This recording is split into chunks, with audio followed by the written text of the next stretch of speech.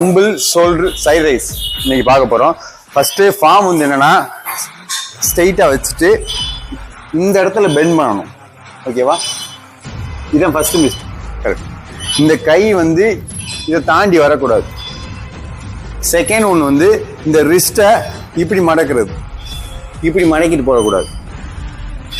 Third ஒன்று வந்து tumble போடுறப்ப இது டாமினேட் பண்ணக்கூடாது, இது டவுனில் இருக்கணும்.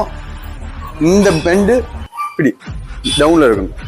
ஃபோர்த் ஒன்று வந்து இறக்குற எந்த இடத்துல தூக்கி இறக்கணும், இப்படி முன்னாடி கொண்டு வரணுமா, இப்படி நிறைய பேர் டவுட் இருக்கு.